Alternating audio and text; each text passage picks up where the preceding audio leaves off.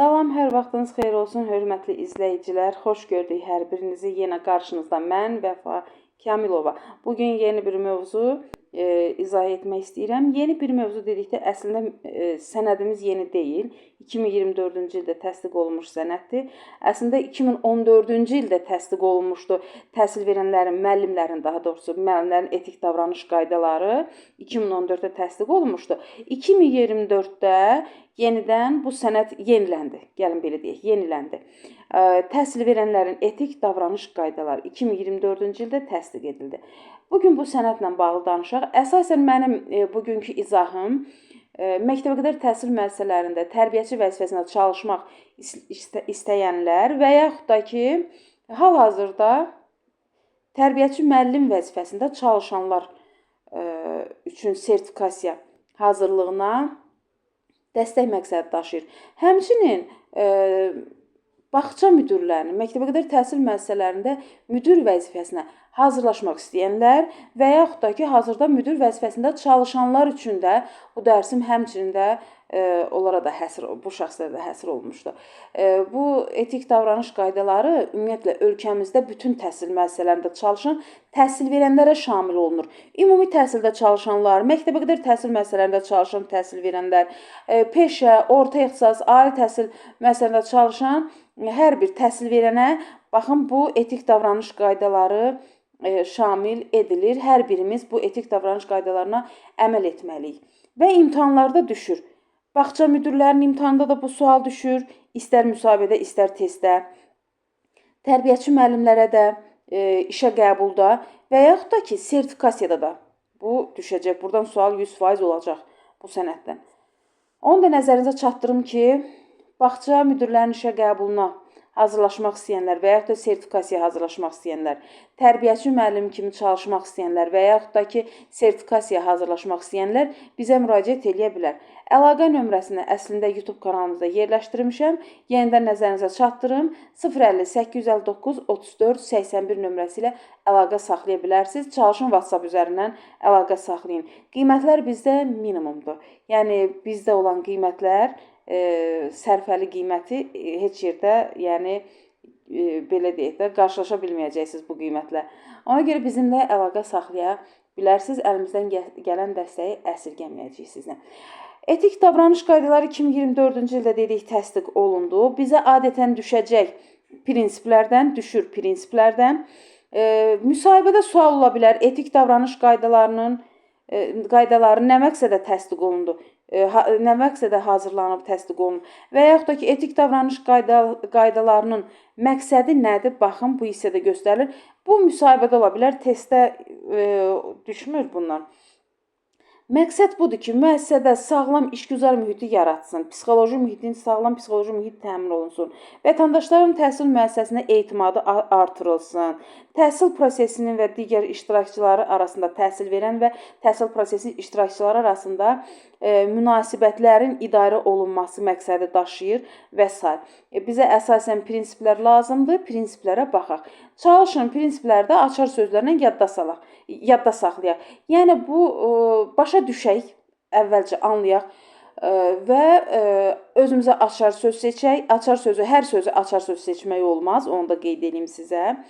Yadda saxlamaq üçün özümüzə hansısa açar sözləri seçəndə də diqqətli olmalıyıq.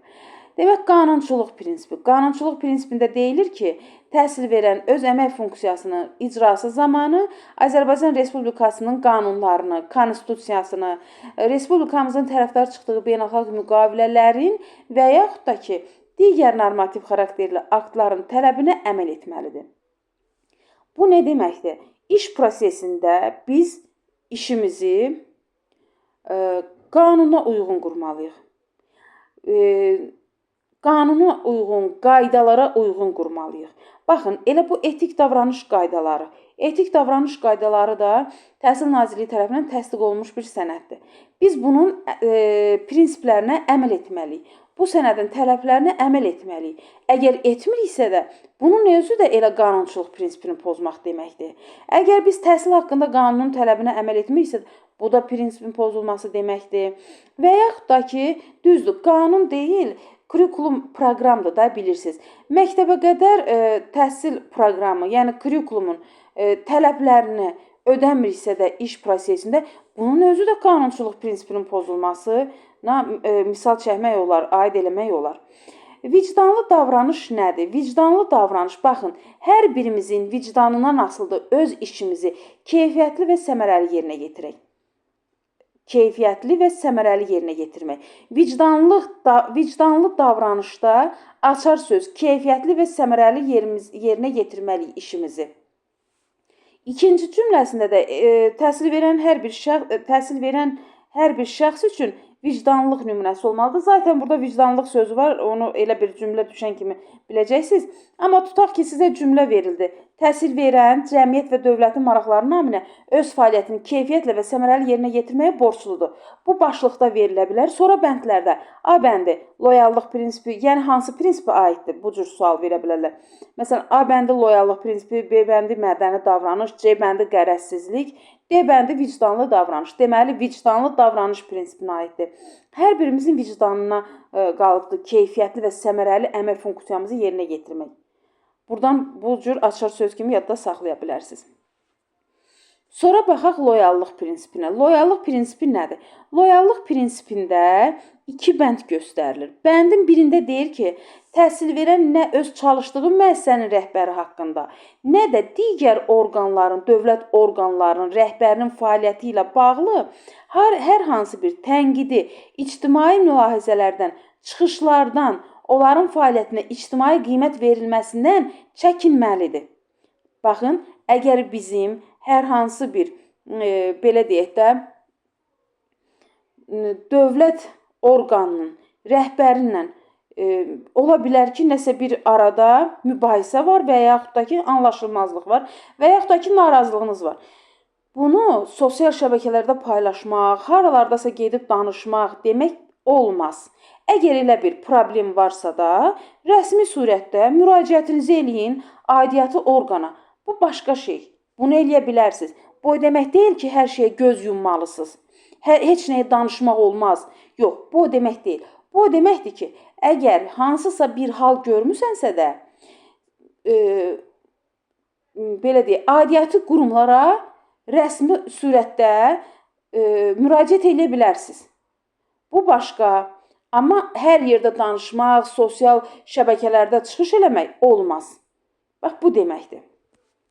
İkinci bəndində deyir ki, təhsil verən öz fəaliyyəti ilə bağlı media və sosial şəbəkələrdə çıxışlarında,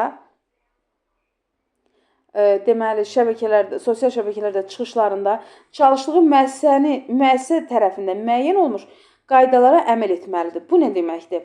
Bəzən görürük ki, olsun bir bağça müəllimi və yaxud da ki, məktəbdə bir müəllim dərs prosesinin hər bir şeyi çəkir, məsələn, Facebookda paylaşır, Instagramda paylaşır, WhatsAppında paylaşır, fərqi yoxdur. Sosial şəbəkələrdə və yaxud da ki, mediada gördüyü işləri paylaşır. Baxın, bunun özü əslində həssas bir məqamdır. Burada çox diqqətli olmaq lazımdır. Müəssisənin daxilində hərə istədiyi kimi bir video çəkib paylaşa bilməz. Ola bilsin ki, siz o videonu bir xoş niyyətlə çəkmisiniz, paylaşmışsınız. Orada heç bir negativ düşüncəniz olmayıb, fikriniz olmayıb. Amma ola bilər ki, diqqət etmədiyiniz bir məqamlar var ki, o sizin müəssisəyə xələl gətirə bilər, sizin özünüzün nüfuzunuza xələl gətirə bilər. Hər şeyi paylaşmaq olmaz. Paylaşım edilməlidir. Şəkil formasında ən çox önəm verilir paylaşım olsun. Video ümumiyyətlə önəm verilmir. Şəkil formasında sosial şəbəkələrdə paylaşımlar olmalıdır və müəssisə tərəfindən müəyyən edilmiş qaydaya uyğun. Yəni, müəssisənin rəhbəri baxmalıdır əvvəlcə, seçməlidir, necə şəkil və hansı şəkillər paylaşılmalıdır, onu da paylaşmalıdır. Və yaxud da ki, sizləri məlumatlandırmalıdır ki, hansı formada şəkillər paylaşmaq olar. Şəkil paylaşarkən nələrə riayət eləməliyik? Çünki yuxarı, belə deyək, qurumlar, tabi olduğumuz orqanlar rəhbər şəxslərə bunun formasını, hansı formada paylaşılmalı olduğunu izah edir. Bu da bu şəxslər də, rəhbər işçilər də öz növbəsində öz müəssisəsindəki işçiləri bununla bağlı təlimatlandırmalıdır. Sonra mədəni davranış. Mədəni davranışın, deməli burada bu hissədədir. Mədəni davranış prinsipi, dördüncü prinsipimiz oldu. Birinci qanunçuluq, ikinci vicdanlılıq, üçüncü loyallıq, dördüncü mədəni davranış. Bu ardıcıllıqla belə yadda saxlamanıza ehtiyac yoxdur. Sadəcə olaraq yəni deyirəm ki, burada 7 prinsip var. İndi o prinsiplərin dördüncüsündəyik, yəni mədəni davranışda. Mədəni davranışda burada 3 bənd göstərir. Mədəni davranışa aid 3 bənd var. 2.4.1, 2.4.2, 2.4.3. Deməli, bunların hamısı 2.4-ə aiddir də. 2.4 elə bil ki, bizim əsas standartımızdır. 3 rəqəmli olanlar da 2.4.1. Bunlar isə bizim alt standartımızdır. Həmişə sənədləri oxuyanda, normativ hüquqi sənədlər, qanunlar, qaydaları oxuyanda bu bəndlərə riayət edin. Çünki bilməlisiniz ki, həmin bəndin alt bəndləri hansılardır? Biz buna əsas standart, alt standart deyirik. Əslində, kurikulumda bu cür qeyd edirik, amma bu bəndlər də deməli alt bəndləridir. Qanunvericilikdə bu formada yazılır rəqəmlər. Məktəb və yaxud da ki, bağça rəhbərləri əmr yazanda da bu formada yazmalıdır. Əslində, rəqəmlərlə tam bu rəsmi yazılış üslubudur da. Demək, mədəni davranışa 3 bənd, alt bənd daxil oldu. Gəlin görək nələrdir. Deyir ki, təhsil verən təhsil prosesinin iştirakçıları ilə davranışında nəzakətli və təmkinli olmalıdır. Deməli, bir təhsil verən nəzakətli və təmkinli olmalıdır. Bunu zaten baxan kimi bilərik ki, bu mədəni davranışa aiddir. Təhsil verən xidməti fəaliyyəti ilə əlaqədar iradlara, tənqidi fikirlərə hörmətlə yanaşmalı və onları dəyərləndirməlidir. Üçüncü bəndimiz isə xarici görkəminə, geyiminə və müəssisənin daxili intizam qaydalarına əməl etməlidir və geyimi daxili intizam qaydalarına uyğun olmalıdır. Baxın, davranışına nəzakətli və təmkinli olmalıdır. Birinci də bunu dedik. İkinci də dedik ki, tənqidi fikirlərə hörmətlə yanaşmalıdır. Kim ki, tənqidi fikirlərə hörmətlə yanaşır, həmin insan inkişaf eləyir. Kimlər ki, heç bir tənqidi fikri qəbul etmir, bu cür insanlar heç vaxt inkişaf edə bilmir. Biz nə vaxt inkişaf eləyirik? Kənardan axı daha tez görükür. Kənardakı tənqidi fikirləri qəbul etdikdə, biz ondan nəticə çıxartdıqda. Belə olduqda bir təhsil verən inkişaf edəcək. Bu çox yaxşı şeydir də, tənqidi fikirləri qəbul etmək, iradları qəbul etmək. Demək ki, geyimimizə, xarici görünüşümüzə fikir verməliyik. Saç düzümümüzə, makyaja, çox həddən artıq aksesuarlardan istifadə etmək olmaz.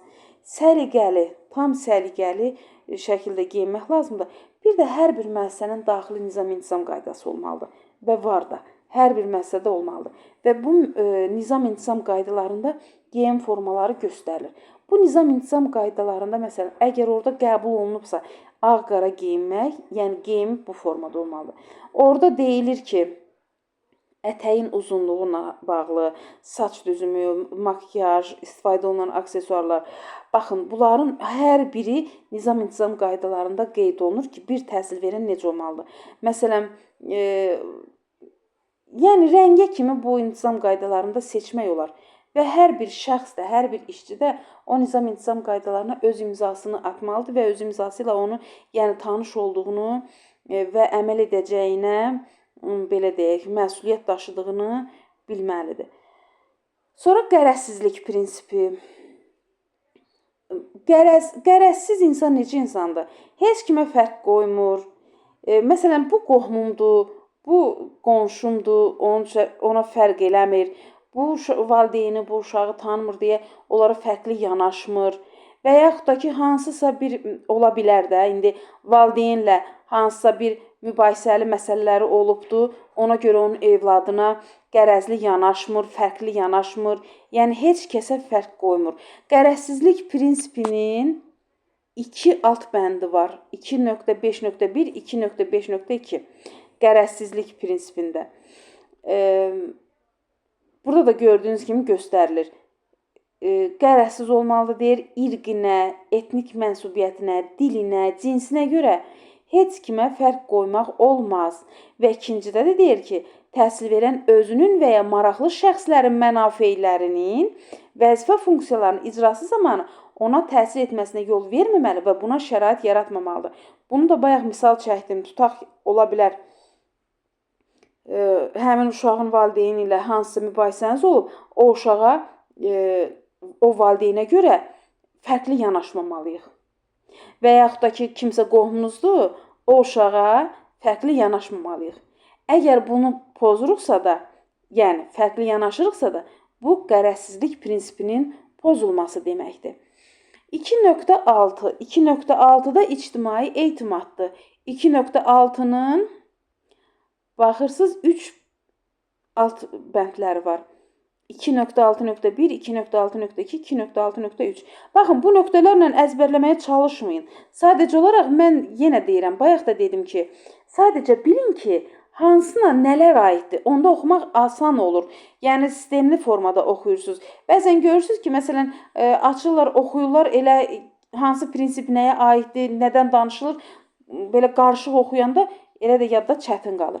İctimai etimadda göstərilir ki, təhsil verən təhsil müəssisəsinin nüfuzunu möhkəmləndirməyə, öz adını, şərəf və layiqətini uca tutmağa borcludur. Baxın, təhsil verən niyə buna borcludur ki? İctimai etimadı artırmaq üçün, müəssisənin nüfuzunu artırmaq üçün, müəssisəyə inamı artırmaq üçün, özünə inamı artırmaq üçün. Əgər valideyn sizə inansa, valideyn sizlə əməkdaşlıq edəcək, sizin işiniz daha yaxşı olacaq da, daha rahat olacaq. Uşaqla işinizi daha yaxşı qura biləcəksiniz. Çünki valideyn əməkdaşlığı çox əsas vacib məqamlardan biridir. Və yaxud da ki, valideyn olmasın, həmin müəssisənin yerləşdiyi yerdə icma olsun. Yəni insanlar, orada yaşayan insanlar olsun. Orada da yenə şərəf və layiqət uca tutulmalıdır ki, öz şərəf və layiqəti və yaxud da ki, müəssisənin nüfuzunu uca tutmalıdır ki, müəssisəyə qarşı inam olsun. Ətrafdakı insanların inamı olsun. Sonra 2.6.2-ci bəndə baxın. Deyir ki, əgər təhsil verən tərəfindən etik davranış qaydası pozulubsa, onu tez bir zamanda həmin təhsil verən aradan qaldırmalıdır. İctimai etimadın bərpası üçün tədbir görməlidir. Ola bilər də insanıq, ola bilər hardasa səhv eləmişik, amma onu tezliklə düzəltmək lazımdır ki, ictimai etimad artmış olsun. Üçüncü bəndində isə, baxın, bu bənddə isə göstərilir ki, təhsil verən çalışdığı təhsil müəssisəsinin və onun rəhbərliyinin fəaliyyəti barədə media subyektlərini qanunvericiliklə müəyyən edilmiş hallarda və qaydada doğru məlumatlar almasına köməklik göstərməlidir. Bəs bu nə deməkdir? Əslində, media nümayəndələri bilirsiniz də, jurnalistləri bilirsiniz. Jurnalistlər əslində müəssisəyə qərəzli formada gəlməməlidir. Biz bu hissəni işarəliyim yenə. Qərəzli formada gəlməməlidir. Əslində, məsələn, müəssisənin rəhbəri ona, məsələn, müəssisəyə media nümayəndəsi gəlibsə, onu qəbul etməlidir. Əgər icazəsi varsa da, qəbul etməlidir. Onu maraqlandıran sualları və yaxud da ki, təhsil verəndə onu maraqlandıran sualları doğru və düzgün cavablandırmalıdır. Amma çox təəssüf ki, bugünkü günün media subyektləri şantaj eləməyə gəlmək istədiyi üçün müəssisələrə və yaxud da ki, hansısa belə deyək də problemləri qabartmaq üçün adətən gəldiklərinə görə bu indi bütün jurnalistlərə aid edilmir da, bu bəzilərində. Belə olan halda artıq müəssisə rəhbərliyi və həmin jurnalist arasında problem yaranır, narazılıqlar yaranır. Amma belə olmamalıdır. Media subyektləri qanunvericiliklə müəyyən edilmiş hallarda və qaydada doğru dürüst məlumatlandırılmalıdır. Yəni, həmin şəxslər də qanunvericiliyə uyğun hərəkət etməlidir ki, qarşısındakı müəssisə rəhbəri də qanunvericiliyə uyğun onun maraqlarını, uyğun suallarına cavablandırsın. Amma bəzən bunun əksi olur. Yenə deyirəm, bu hamıya şamil olunmur bəzən. Sonra baxaq 2.7-yə burada məsələn bu prinsipdə 7-ci prinsipdir gördüyünüz kimi. 7-ci prinsipdə insanların hüquq, azadlıq və qanuni maraqlarına, şərəf və layiəqətinə və işgüzar nüfuzuna hörmət. Gəlin biz bunu qısaca deyək, insanların hüquq və azadlıqlarına hörmət. Qısa bu prinsipi belə yadda saxlaya bilərik. Burada nə deyilir? Əvvəllər bu 8-ci bənddə konfidensiallıq deyilən bir bənd var idi. İndi konfidensiallıq sözü, anlayışı götürülüb. Burada yenə məxfiliyin qorunması da var. Baxaq, deyir ki, təhsil verən insanların hüquq və azadlıqlarını, qanuni maraqlarını pozan, onların şərəf və layiəqətini, həmçinin işgüzar nüfuzunu ləkələyə bilən qərarlar qəbul etməməli və hərəkətlərə yol verməməlidir. Burada qısa yadda saxlaya bilərik ki, bu bənddə göstərilir ki, insanların hüquq və azadlığını pozan bir hərəkətə yol verməməlidir təhsil verən. İkincidə göstərir ki, yəni ikinci alt bənddə də 2.7.2-də göstərilir ki, təhsil verən qanunla nəzərdə tutulmuş hallar istisna olmaqla vəzifəsinin icrası ilə bağlı təhsil alanların, onların valideynləri və digər qanun nümayəndələrinin, həmkarlarının şəxsi həyatı barədə ona məlum olan informasiyanın məxfiliyini təmin etməlidir. Qısaca yadda saxlayaq. Təhsil verən valideynlərin, təhsil alanların, həmkarlarının şəxsi həyatı ilə bağlı ona belə deyək də məlum olan informasiyanın məxfiliyini qorumalıdır. Üçüncüdə qeyd olunur ki, təhsil verən vəzifəsinin icrası ilə bağlı ona məlum olan xidməti məlumatların məxfiliyini qorumalı, ictimailəşdirməməli, özünün və digər şəxslərin mənafiyi üçün istifadə etməməlidir. Bu da gördüyünüz kimi, yəni hansısa hallardan sui-istifadə etməməlidir. Müəssisədə belə deyək də, müəssisəyə aid olan məxfi məlumatları kənarda deməməlidir, ətrafda deməməlidir, ictimailəşdirməməlidir. Belə, bu qədər. Baxın, bu 7 prinsip testə düşür. Müsahibədə isə, müsahibə mərhələsinə hazırlaşırlarsa da, kimsə hazırlaşmaq istəyirsə də, onda təhsil verənin xidməti davranışında oxusun, təhsil verənlərin xidməti fəaliyyətindən kənar davranışı bunu da, etik davranış qaydalarının rəayət olmasının təmin edilməsi bunu da oxusun. Çünki prinsiplər testə düşür. Müsahibədə bütöv bu hissələrdən də düşə bilər sual. Etik davranış qaydaları haqqında deməli, müəssisənin rəhbəri etik davranış qaydaları haqqında kollektivi məlumatlandırmalıdır, onları tanış etməlidir. Və etik davranış qaydalarına nəzarəti, yəni müəssisədə nəzarəti həyata keçirməlidir ki, davranış qaydalarına əməl olunurmu? Və s. Amma sizə yenə deyirəm, prinsiplərdən düşmə ehtimalı daha çoxdur. Məsələn, müdirlərin işə qəbulunda da bu sənəddən sual verilir, müsahibədə və yaxud da ki, testdə. Etik davranış qaydalarının hər hansı bir prinsipini pozan işçiyə Azərbaycan Respublikasının Əmək Məcəlləsinin 186-cı maddəsində göstərilən intizam tənbihlərindən biri tətbiq olunur. İntizam tənbihinin 4 növü var. Töhmət, birinci töhmət, ikinci sonuncu xəbərdarlıqla şiddətli töhmət, üçüncü əmək haqqının 4-dən 1 qədər tutulma, o da kollektiv müqavilələrdən nəzərdə tutulubsa. Dördüncü isə Əmək Məcəlləsinin 70-ci maddəsinin C bəndi ilə xitam vermə. Bu ən ağır maddədir. Yəni bunun da mənası nədir? Kobud şəkildə əmək funksiyasını pozmaq. Azərbaycan Respublikasının Əmək Məcəlləsinin 70-ci maddəsinin C bəndində bu deyilir. Yəni bunun özü də etik davranış qaydasının pozulmasına görə demək intizam tənbihi sayılır. Bəzən deyirlər ki, xəbərdarlıq da intizam tənbihidir. Xeyr, elə deyil. Xəbərdarlıq intizam tənbihi deyil. İntizam tənbihinin 4 növünü dedim. Bu sizə tərbiyəçi müəllimlərə və yaxud da ki, sertifikasiya məcəllədən düşməz tərbiyəçilərə, amma müdirlərə düşür. Azərbaycan Respublikasının Əmək Məcəlləsinə müdirlərə düşür, amma tərbiyəçilərə düşməz bu şeylər. Amma hamı bilməlidir. Bütün işçilər bilməlidir ki, yəni bütün təhsil verənlər bilməlidir ki, hər kəs müəssisə daxilində etik davranış qaydalarının, tələblərinə, prinsiplərinə əməl etməlidir. Əks halda müəssisənin müdiriyyəti tərəfindən məcəllənin 184-cü maddəsində göstərildiyi hər hansı bir intizam tənbihinə aid olan maddə ilə belə deyək də tədbir görülür. İntizam tənbihinin 4 bəndi var orada. Onlardan tədbir görülür. Bu da yaxşı hal deyil. Belə, hələlik hər birinizə uğurlar arzulayıram. İnşallah növbəti dərslərdə görüşənə qədər.